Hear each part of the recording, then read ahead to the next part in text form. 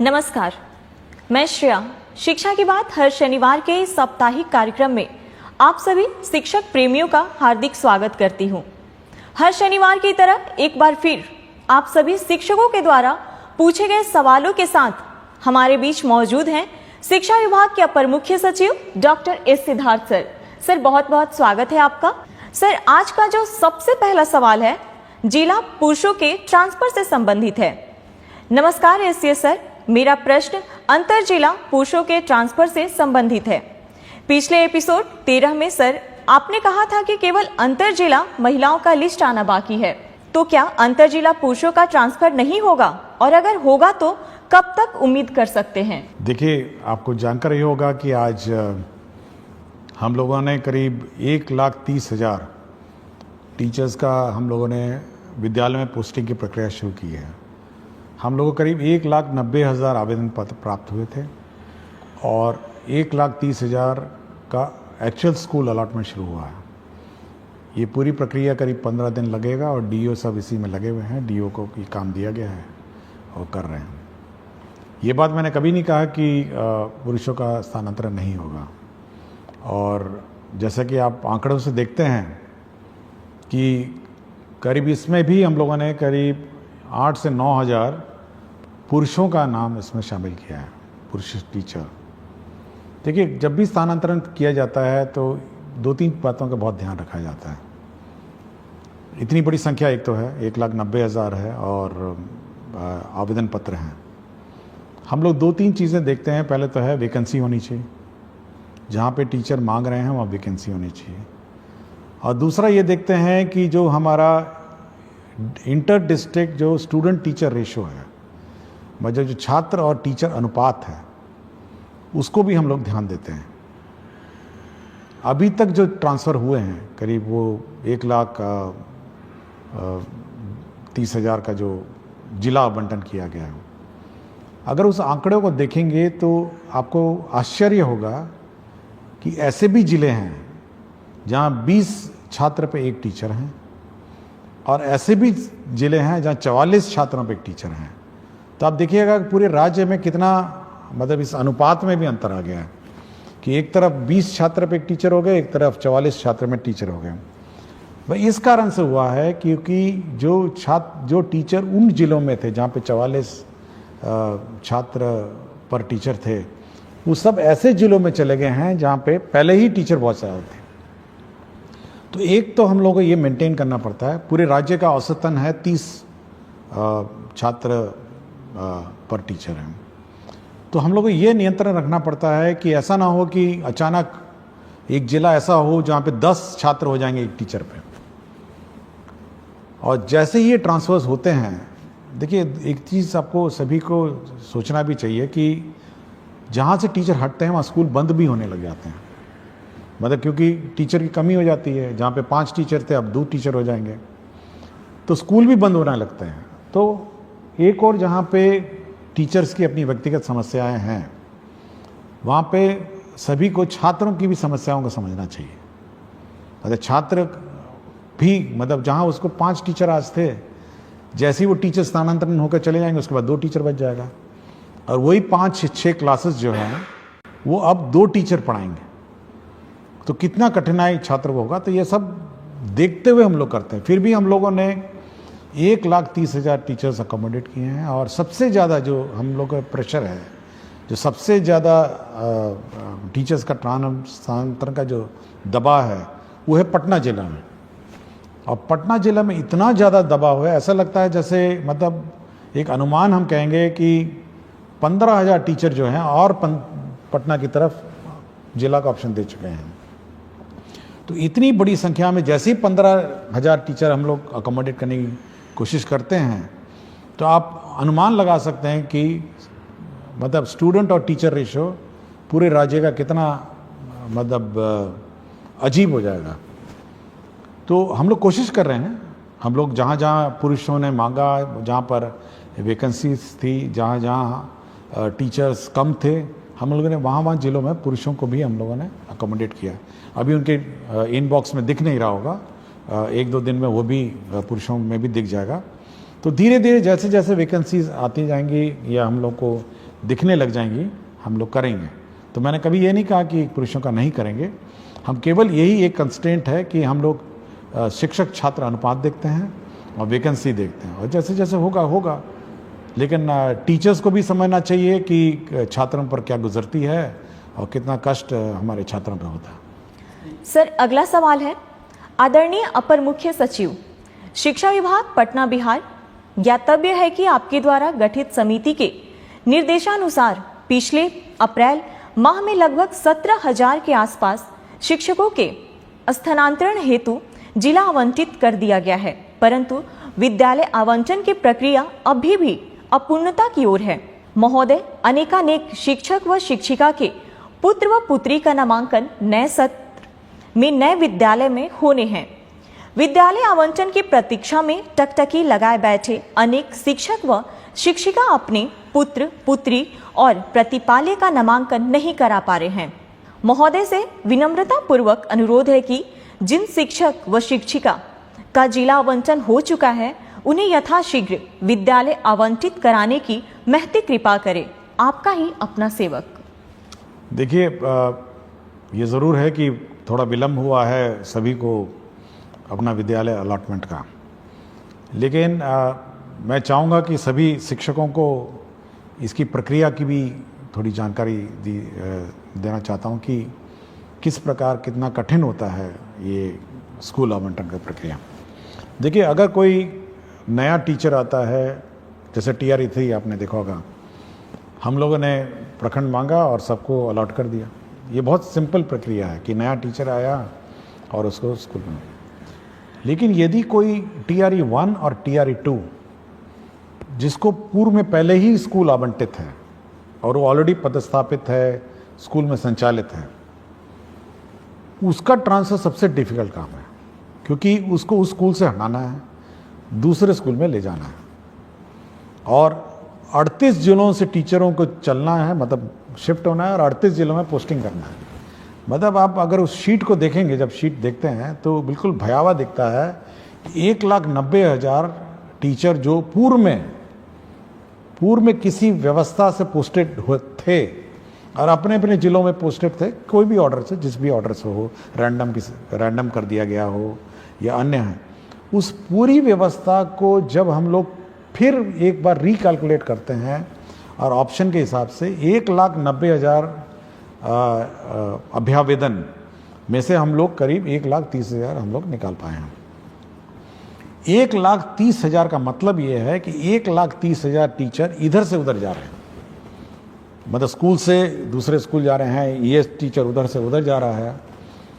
तो इतनी कॉम्प्लिकेटेड जो प्रक्रिया है, और उसमें ये भी देखना है कि जो टीचर जब जा रहा है तो उसका रिप्लेसमेंट दूसरा टीचर कर रहा है नहीं कर रहा है। पता चला मैथ्स का टीचर चला गया एक स्कूल छोड़ के, दूसरा मैथ्स का टीचर पहुंचा नहीं, या फिर प्राइमरी में 5 टीचर में थे, 3 टीचर चले गए, पता चला 3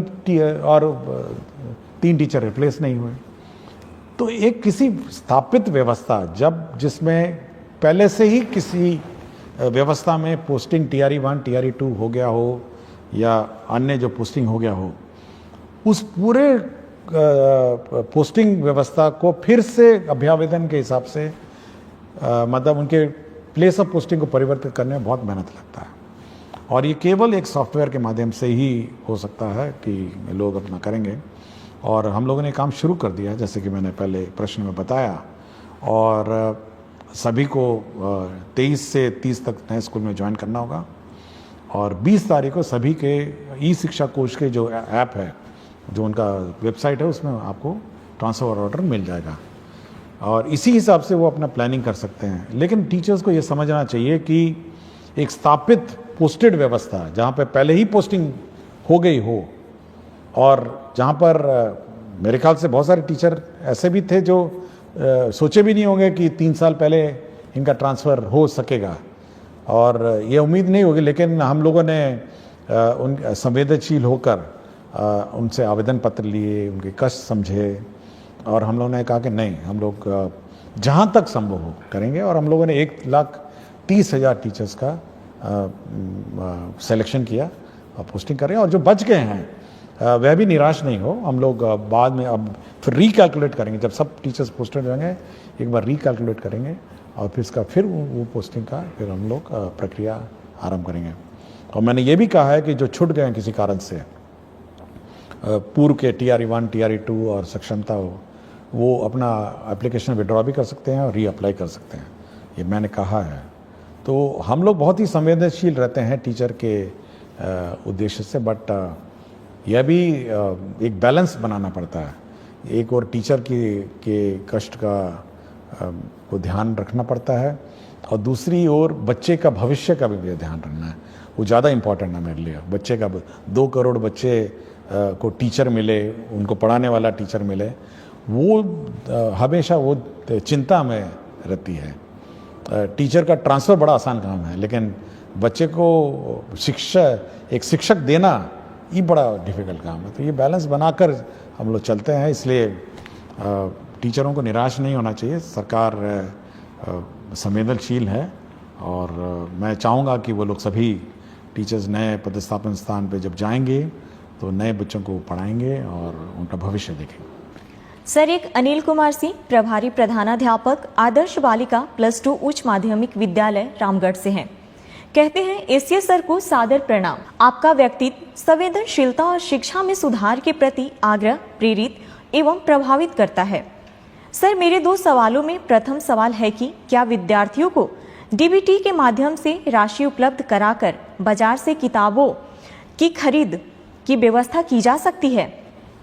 सर, मेरे विद्यालय को पीएम श्री विद्यालय बना दिया गया है। दूसरा प्रश्न इसी से संबंधित है कि विभाग पीएम श्री विद्यालयों की व्यवस्था के संदर्भ में विभाग क्या सोच रखती है? देखिए, पहले किताबें छपती थी और विलम्ब होता था, और ऐसे भी हुआ कि सत्र शुरू हो गया, नवंबर में जाके किताबें में मिली हैं कुछ सालों में। लेकिन फिर सरकार ने सोचा कि चलिए डीबीटी कर देते हैं। देखिए, डीबीटी में एक बहुत बड़ी समस्या है। एक तो किताबें मिलना बाज़ार में, और समय पे इतनी सारी किताबें मिलना, मतलब आप समझ सकते हैं 2 करोड़ बच्चे हैं और बच्चों को किताब नहीं मिली, बाज़ार में भी किताब उपलब्ध नहीं हुई, पब्लिशर्स ने प्रिंट नहीं किया और बड़ी ख़राब किस्म की क्वालिटी की किताब मिली। ऐसे भी हुआ कि बच्चे पुरानी किताबें इधर उधर से बोरो करके लिए। लेकिन अब ये व्यवस्था है कि किताबों की छपना की प्रक्रिया जो है वो परिवर्तित हो गई है। आप देखेंगे, हम लोगों ने अब कल ही मेरी समीक्षा हुई और हम लोगों ने 1 अप्रैल 2025 में जो किताबें दी जानी हैं उसकी छपाई पर निर्णय अब कल ही हम लोगों ने ले लिया कि कल हम लोगों ने कहा कि नहीं, एक प्रक्रिया आरंभ की जाए और वो 1 अप्रैल 2026 में बंटनी है। तो आप सोच सकते हैं कि कितना लंबा प्लानिंग इसका होता है, ताकि हम लोग का ये है उद्देश्य है कि सत्र शुरू होने से पहले, मतलब 1 अप्रैल जो स्कूल क्लास शुरू होगी उससे पहले कम से कम 1 महीने पहले किताबें पहुंच जाएं। और इस बार चुनाव भी है बीच में, तो इसलिए हम लोगों ने जल्दी शुरू किया है कि किसी प्रकार का व्यवधान ना हो, समय पे किताबें छप जाएं, ताकि 1 अप्रैल 2026 में ये किताबें, नई किताबें मिल जाएं। और साथ ही साथ जो किताबों में परिवर्तन भी करना है, रिवीजन हर साल होता है, तो इस साल किताबों का रिवीजन भी शुरू हो गया है और करीब हमको लगता है कि सितंबर 1 से किताबें एक्चुअली प्रिंटिंग शुरू हो जाएगी और किताबें पहुंचने लग जाएंगी स्कूल में करीब जनवरी, फरवरी, मार्च में। तो समय पे आपको किताब मिल जाएंगी। इसलिए डीबीटी पर ज़्यादा हम लोग जोर नहीं देते हैं कि समय पे किताब जब मिल ही रही है तो मेरे ख्याल से शिक्षकों, विद्यार्थियों को कठिनाई नहीं होगी। दूसरा उन्होंने कहा पीएम श्री। ये पीएम श्री जो विद्यालय हैं ये भारत सरकार की सेंट्रली स्पॉन्सर्ड स्कीम है और इसके अंतर्गत जो स्कूल हैं उसको एक आदर्श स्कूल बनाना है। उसके बिल्डिंग कंप्लीट होने हैं, साथ ही इंफ्रास्ट्रक्चर का कंप्लीट होना है, इसके लेबॉर्ट्रीज कंप्लीट होने हैं, साथ ही साथ उसके म्यूज़िक, स्पोर्ट्स, सारे मतलब सभी उसके आयाम उसका कंप्लीट करने हैं। और साथ ही साथ टीचरों का प्रशिक्षण है और उसका जो सॉफ्ट स्किल्स हैं स्कूल में सभी देना है। तो एक परिपूर्ण, मतलब full complete school in all respect, वो बनाने का उद्देश्य है और मेरे ख्याल से ये बहुत ही अच्छी योजना है पीएम श्री। हम लोग तो चाहेंगे कि और ज़्यादा हो, बट हम लोग कोशिश कर रहे हैं कि भारत सरकार और सैंक्शन करे। लेकिन इस साल काफ़ी संख्या में पीएम श्री स्कूल सैंक्शन हुए हैं और इसका इम्प्लीमेंटेशन उन्होंने शुरू कर दिया। अगला सवाल डॉक्टर संतोष कुमार राणा एवं समस्त विख्यातागण डायट रामबाग मुजफ्फरपुर से। कहते हैं, महोदय सादर नमस्कार। हम डायट रामबाग मुजफ्फरपुर के विख्यातागण यह जानना चाहते हैं कि जब हमने सेवा पुष्टि हेतु सभी आवश्यक दस्तावेज समय पर जमा कर दिए हैं, विभागीय प्रक्रियाओं का पूर्ण पालन किया है तथा निरंतर निष्ठा व कर्तव्य परायणता के साथ शैक्षिक कार्यों का निर्वहन करते आ रहे हैं, तो क्या विभाग अब हमारी सेवा पुष्टि की प्रक्रिया जो विगत 5 वर्षों से लंबित है को शीघ्रता से पूर्ण करने हेतु आवश्यक और प्रभावी कार्रवाई करेगा? आपकी सकारात्मक एवं शीघ्र पहल की हम अपेक्षा करते हैं। देखिए, ये बड़ा दुखद बात है कि 5 साल हो गए हैं और सेवा संपुष्ट नहीं हुई है। तो जिसने भी विलंब किया उस पर तो कार्रवाई होगी और मैं चाहूँगा कि अगला 1 सप्ताह में इनका समाधान हो जाए। और हम लोग का हमेशा ये रहा है कि जो सेवा पुष्ट है, सेवा संपुष्टि है, अगर कागजात सभी पूरे हो गए होंगे तो संपुष्टि समय पे हो, इसे विलम्ब नहीं हो। और विलम्ब होगा तो संबंधित पदाधिकारी या कर्मचारी जो भी होगा उस पर कार्रवाई होगी। तो कार्रवाई तो होगी, लेकिन काम भी हो जाना चाहिए और 1 सप्ताह में इसको हम लोग करवा देंगे। अगला सवाल अनिल कुमार पांडे, माध्यमिक शिक्षक, उत्क्रमित माध्यमिक विद्यालय धुरलक समस्तीपुर से। माध्यमिक स्तर के गणित विषय को सुलभ व सरल बनाने की भविष्य में विभाग की कोई योजना है? जैसे गणित विषय के शिक्षकों का विशेष प्रशिक्षण, अभ्यास पुस्तिका का विभाग द्वारा बच्चों के लिए उपलब्धता, आधुनिक तकनीक के उपयोग की संभाव्यता या अन्य? देखिए, मैथ्स बहुत इम्पॉर्टेंट सब्जेक्ट है और मैं पिछले बहुत सारे एपिसोड में मैंने कहा है, हम लोगों ने पिछले बार 100 दिन वाला कैंपेन भी चलाया था कि 100 दिन केवल मैथ्स और रीडिंग की क्लासेस, पहले क्लास और दूसरी रहेगी। हम लोगों ने FLN भी हम लोगों ने डेवलपमेंट प्रोसेस किया, बहुत सारे FLN किट्स भी डेवलप हुए। और हम लोग का है कि मैथ्स जैसे सब्जेक्ट है, बहुतों को कठिन भी लगता होगा, लेकिन FLN किट के माध्यम से उसको सरल बनाया जा सकता है और लर्निंग भी ईजी बनाई जा सकती है।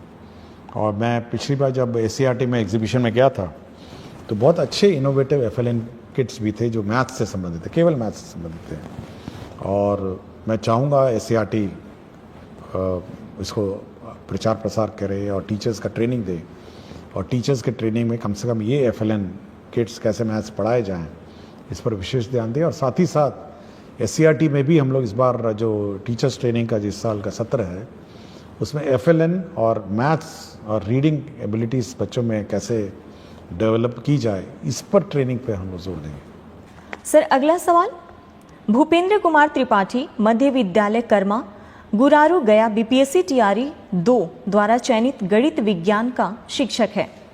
महोदय, आपका ये हर शनिवार का संवाद करना काफ़ी सराहनीय है और हमें आपसे जुड़ने और आपको सुनने का मौका मिलता है, जिससे पूरा शिक्षक समाज काफ़ी लाभान्वित होता है। महोदय, बिहार में ट्यूशन की वैल्यू इतनी ज़्यादा है कि बच्चे स्कूल ना आकर वहाँ जाते हैं, और सबसे बड़ी विडंबना यह है कि सरकार को मालूम है कि काफ़ी सारे ट्यूशन टीचर स्कूल के समय में ही क्लासेस चलाते हैं। इस वजह से काफ़ी बच्चे स्कूल नहीं आते। इस पर सरकार कोई कार्यवाही क्यों नहीं कर रही है?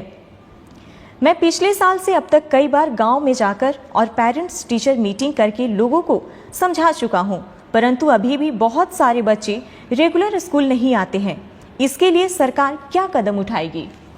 देखिए, पिछले एपिसोड में मैंने कहा था कि जो ट्यूशन है, स्कूल अवधि में कोई भी सरकारी स्कूल में नामांकित छात्र ट्यूशन में नहीं जाए, और सरकारी शिक्षक उस अवधि में ट्यूशन में क्लासेस नहीं ले सकते हैं।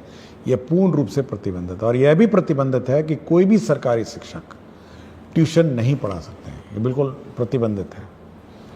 और यदि कोई शिक्षक जानबूझ के और इस मतलब जबरदस्ती या जानबूझ के इस रूल का उल्लंघन करता है कि मतलब वो सरकारी शिक्षक जो है वो किसी ट्यूशन क्लास मतलब ट्यूशन कोचिंग सेंटर में पढ़ाएगा, तब तो उस पर कार्रवाई हो जाएगी। उसका काम ये है कि जो हमारे स्टूडेंट हैं, सरकारी स्कूल में स्टूडेंट हैं, उनको पढ़ाए।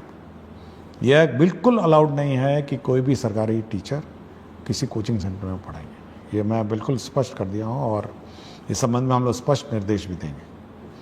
और कोई कंप्लेंट आएगा तो उस पर तो कार्रवाई हो जाएगी, क्योंकि यह हम लोग नहीं चाहते हैं कि एक कोई स्टूडेंट मतलब यह देखे कि अपना टीचर ही जब चला गया ट्यूशन पढ़ाने तो वो भी चला जाएगा, स्वाभाविक है।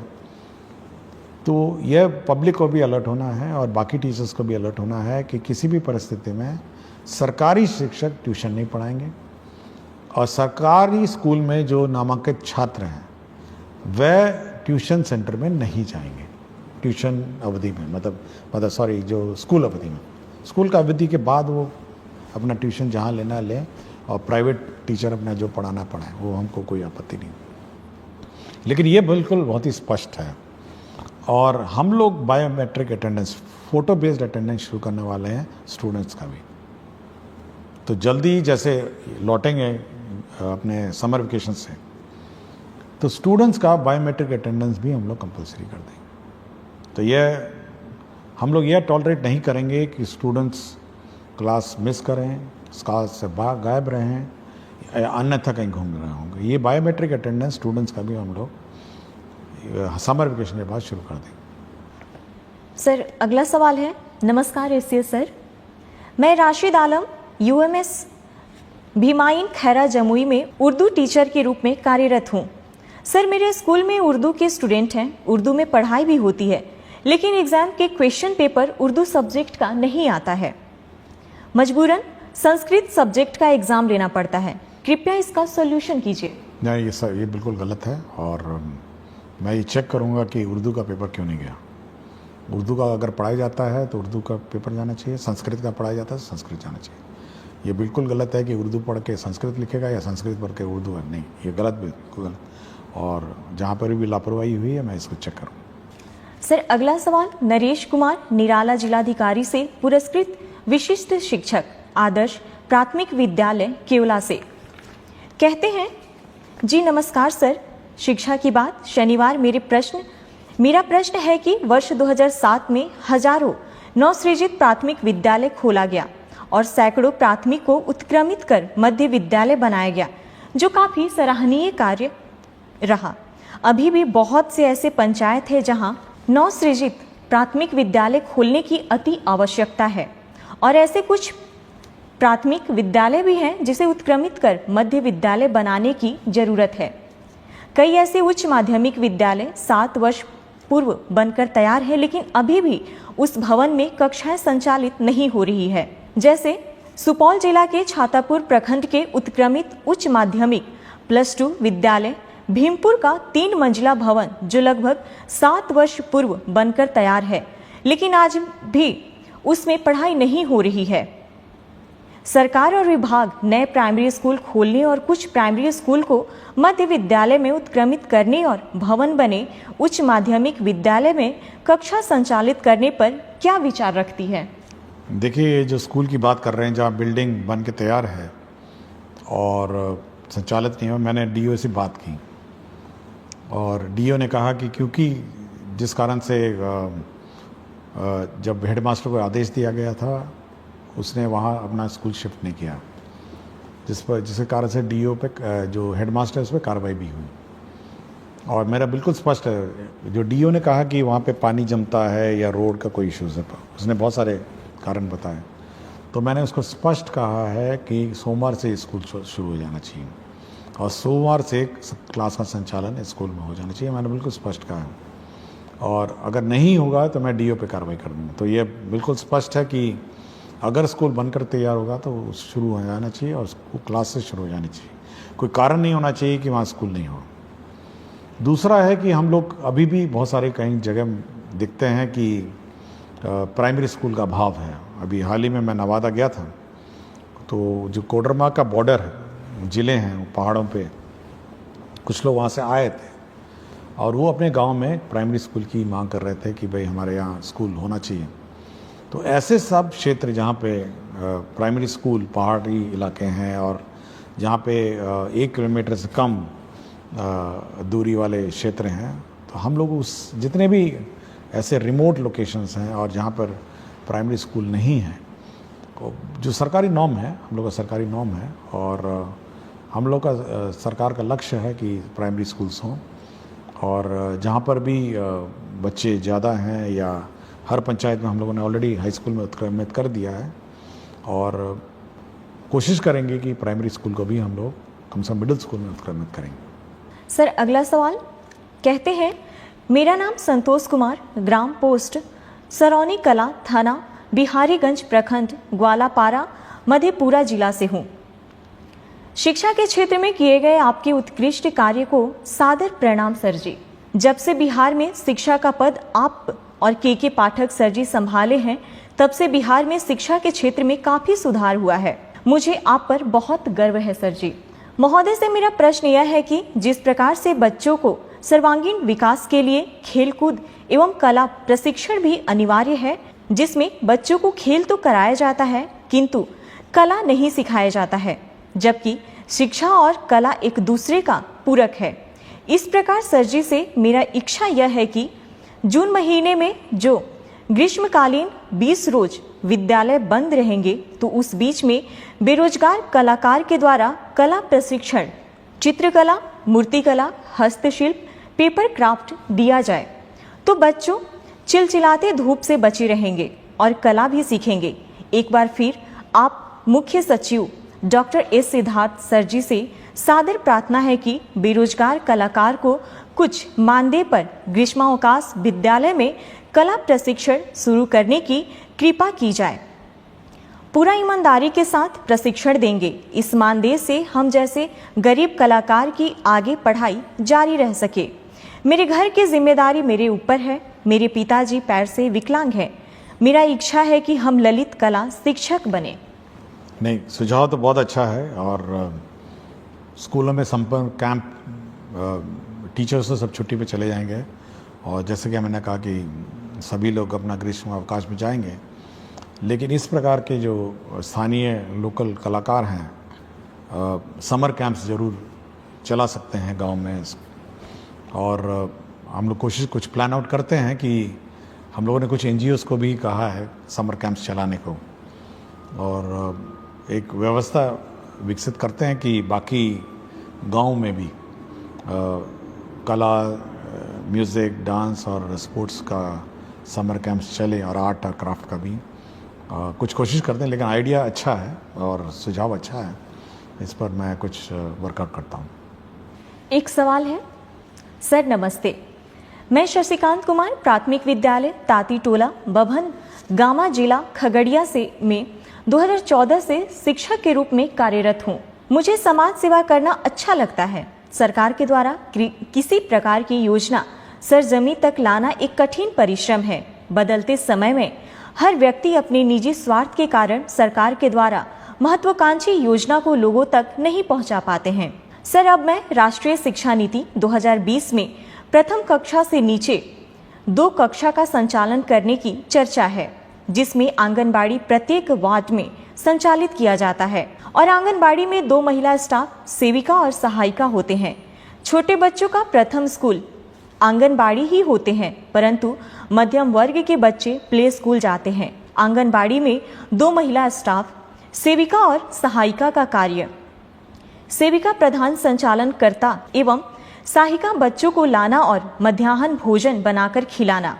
सेविका द्वारा 16 से 20 पंजी का संधारण करना होता है। स्टाफ उपस्थिति पंजी, अन्नप्राशन पंजी, गोद भराई पंजी, भंडार पंजी, टीकाकरण पंजी, सामाजिक बैठक पंजी, दूध वितरण पंजी, राशन वितरण पंजी, बालवाड़ी बच्चा उपस्थिति पंजी, विवाह पंजी, विवाह, मृत्यु एवं जन्म पंजी, महिला मंडल बैठक पंजी, सर्वे पंजी, निरीक्षण पंजी, वजन पंजी, मुख्यमंत्री कल्याण कन्या उत्थान योजना पंजी, प्रधानमंत्री मातृ वंदना योजना पंजी, जिसमें सेविका क्या क्या करे। सरकार की शिक्षा और पहल में जन्म के बाद 3 से 6 साल में के बच्चों को बालवाड़ी में शिक्षा दी जाती है, जिसमें शैक्षणिक गतिविधि के लिए स्टाफ की कमी है। सर, मेरा ध्यान शिक्षा सेवा की ओर है। वह अपने टोला से या विद्यालय के पोषक क्षेत्र के टोला से बच्चों को स्कूल तक पहुंचाना और पोषक क्षेत्र में बच्चों को ट्यूशन पढ़ाने का दायित्व है, जिसमें यह मेरा मानना है कि सर की टोला सेवक या शिक्षा सेवक को आंगनबाड़ी में बालवाड़ी के बच्चों को पढ़ाने के लिए एक प्रावधान लाने की आवश्यकता है, क्योंकि सर एक सरकार की योजना को मैं समझना चाहता रहा हूँ कि एक वार्ड में प्रायः एक आंगनबाड़ी होते हैं, प्रत्येक वार्ड में 80 से 100 बच्चे रहते हैं, परंतु आंगनबाड़ी में बालवाड़ी में 40 बच्चों का नामांकन किया जाता है, शेष बच्चे इधर उधर रह जाते हैं, जिस कारण जब वह बच्चा 6 वर्ष का हो जाता है तो उसे पढ़ना और विद्यालय जाना अच्छा नहीं लगता है।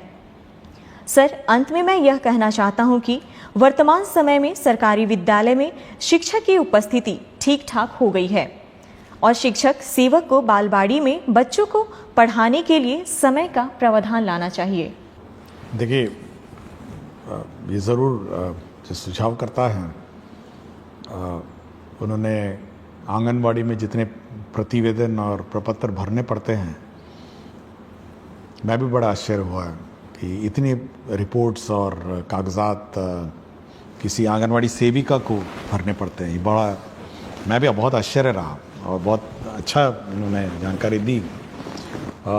हम लोग का ये जो कार्यक्रम है उसमें ये है कि जितने भी हम लोग आंगनवाड़ी के बच्चे हैं वो तो आंगनवाड़ी में पढ़ते हैं, 40 बच्चे जैसे कहा, और बाकी बच्चों को प्री स्कूल के रूप में जो प्राइमरी स्कूल है उसमें रखने का प्रावधान है। और हम लोग ने शुरू ही किया अभी कि जितने भी नॉन आंगनवाड़ी, जो आंगनवाड़ी में बच्चे नहीं हैं, उनको प्ले स्कूल के रूप में प्राइमरी स्कूल में रखा जाए, और जिसको कहते हैं प्री प्राइमरी, और उसमें रखने के बाद 2 साल रखने के बाद फिर वो बच्चे अपना स्कूल में आ जाएंगे।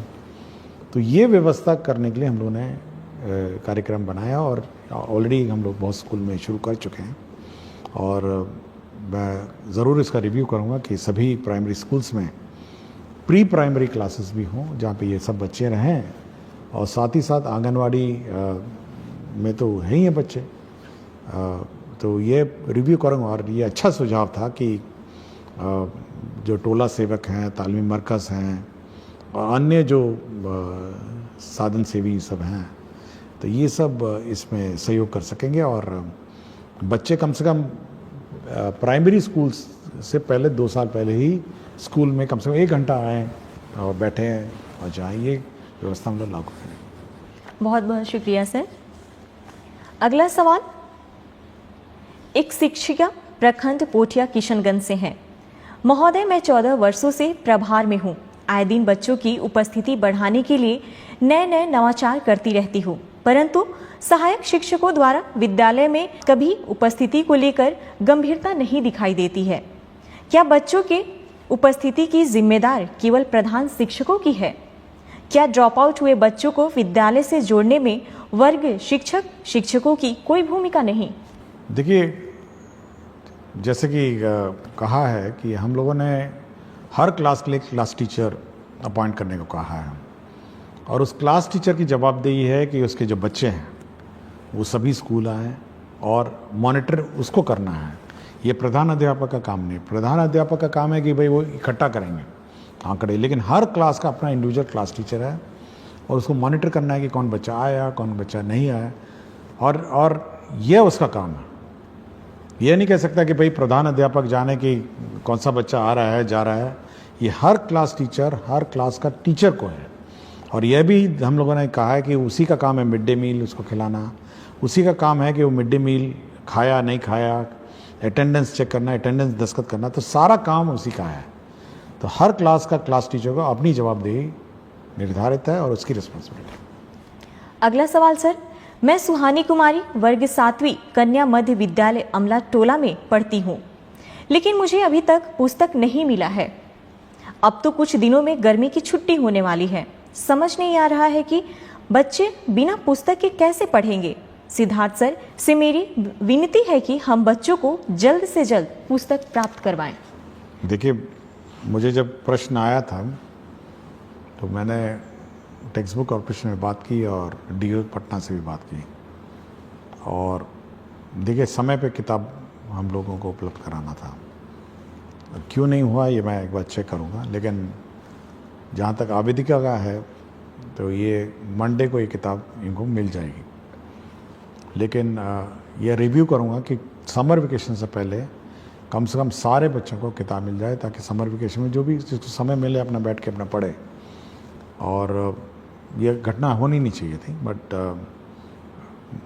मंडे को इसको किताब मिल जाएगी। लेकिन कोशिश करेंगे कि अब ये डिले नहीं हो। सर आज का आखिरी सवाल, सर लाइब्रेरियन की वैकेंसी कब तक आएगी? कृपया इस पर संज्ञान लें, आपकी विश्वासी।